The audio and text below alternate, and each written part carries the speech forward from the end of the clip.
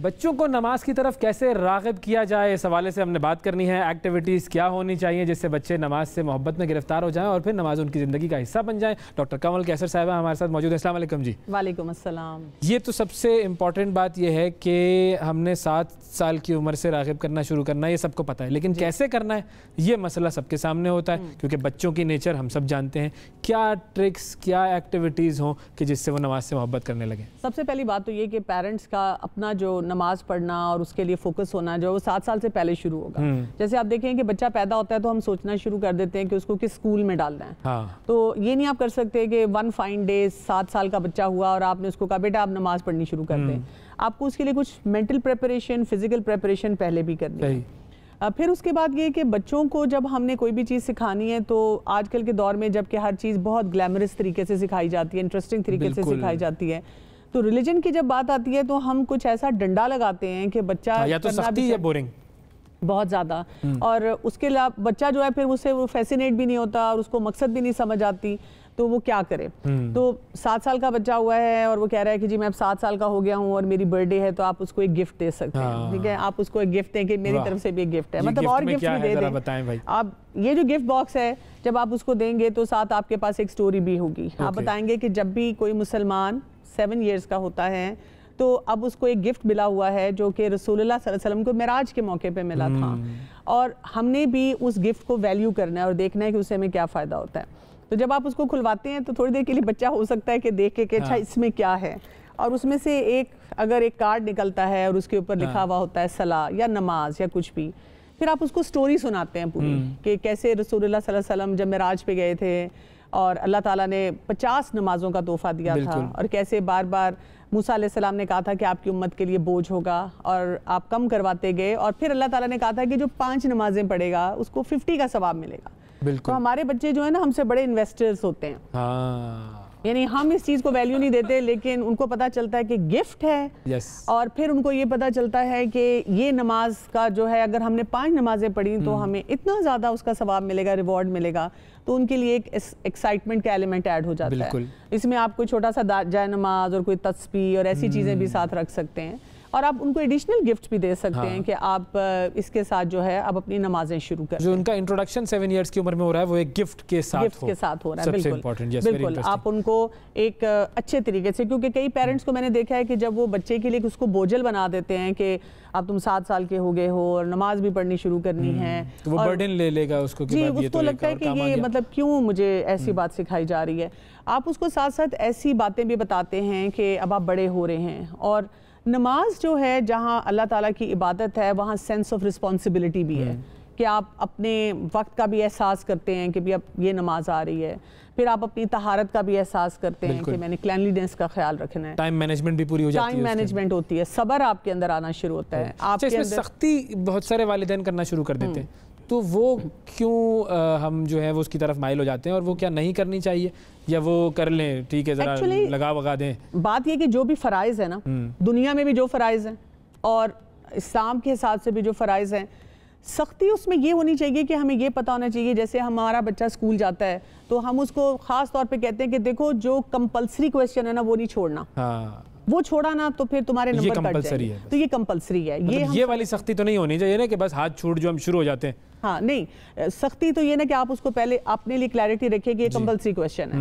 अच्छा, अब उसको करवाने के लिए जैसे कोई कंपल्सरी क्वेश्चन की हम प्रिपरेशन कैसे करवाते हैं, उसको अच्छी तरह याद करवाते हैं, उसको सिखाते हैं वो तरीका। अगर उसके कोई वीक एरियाज हैं तो उसको एडिशनल कोचिंग देते हैं।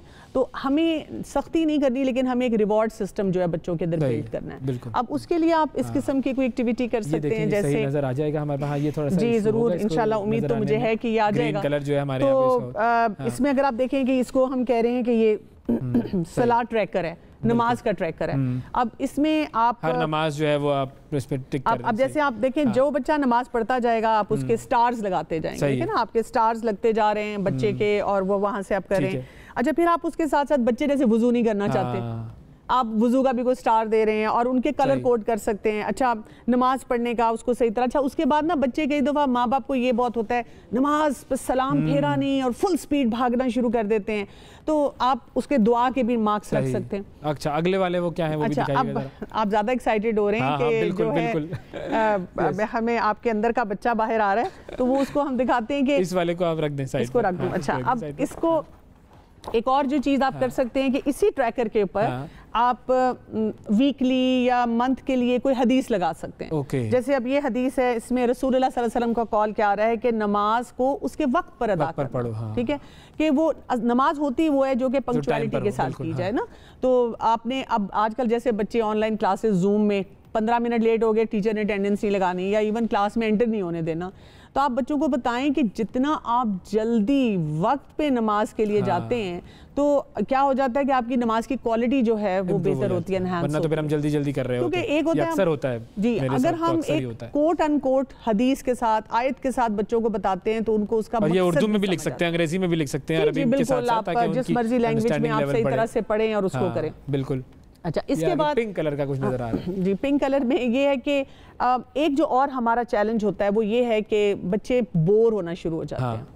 तो बच्चे हर चीज़ से बोर होते हैं, उनको हर थोड़ी देर के बाद एक एक्साइटमेंट चाहिए। अब वो नमाज पढ़ रहे हैं, बोर हो रहे हैं और तंग करना शुरू हो गए हैं। अब आप क्या करें? जैसे ये स्पेशली आपको चैलेंज आना शुरू हो जाता है जब आपका बच्चा 9 साल के करीब आता है ना, क्योंकि अब वो काफ़ी अरसे से पढ़ रहा है नमाज, अब वो रेगुलरिटी भी ज़्यादा हो रही है लेकिन बोरियत हो रही है। बड़े भी कई दफ़ा कहते हैं ना कि हमारी नमाज में खुशू नहीं है। जी हाँ। तो उनको मैं एग्जांपल देती होती हूँ इस किस्म की एक्टिविटी के साथ। जैसे सूरह अल-फातिहा आपने हर नमाज हर रकत में पढ़नी है। कुछ दुआएं भी और हैं जो कि आपने जो भी उसका वक्त है उसमें नमाज में पढ़नी है, उसमें कोई और वैरायटी नहीं है। अच्छा, अब जैसे मैं उनको कहती हूँ कि अगर बच्चों से बात करते हुए कहती हूँ कि अगर आपको फ्राइज़ खाने हो, फ्राइज़ हर बच्चे को पसंद है, तो आप कौन से खाना पसंद करेंगे? क्या एक ही फ्राइज हर दफा खाना पसंद करेंगे? हर दफा अलग अलग चाहेंगे। हाँ, कभी कर्ली फ्राइज चाहिए, कभी ऐसे चाहिए, कभी रिंग की शक्ल में चाहिए, कभी ऐसे पाउच में चाहिए, कभी प्लेट में चाहिए।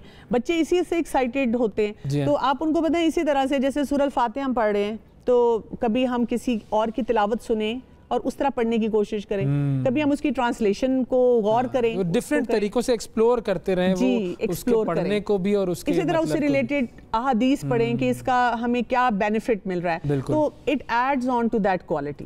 ठीक है, ये बड़ा इंपॉर्टेंट है कि उसका मतलब भी जो है वो हम, लेकिन इसमें सबसे इंपॉर्टेंट चीज ये है कि पेरेंट्स का अपना रुझान और मिलान जो है वो नमाज की तरफ होना चाहिए। बिल्कुल, आप देखिए रोल मॉडलिंग तो जो है ना 70 to 80% तो रोल मॉडलिंग के साथ जो है वो जाता है। अगर वो नहीं हुआ तो फिर नहीं हो सकता। अच्छा, एक और बिल्कुल खत्म होने वाला है, लेकिन ये आखिरी चार्ट जो है हम फौरन इसमें ये कि इसमें भी आप यही बताना शुरू कर देते हैं कि ओवरऑल नमाज, जब बच्चे कहते हैं हम बोर होते हैं, कोई फायदा नहीं लगता, अब ये टीनेज की तरफ जा रहे हैं, तो आप उनको बताएं कि जब आप घर में दाल सब्जी या घर के खाने से बोर होते हैं आप क्या करते हैं? वो कहते हैं कि कभी हम बर्गर ऑर्डर करते हैं, कभी हम पिज्जा ऑर्डर करते हैं।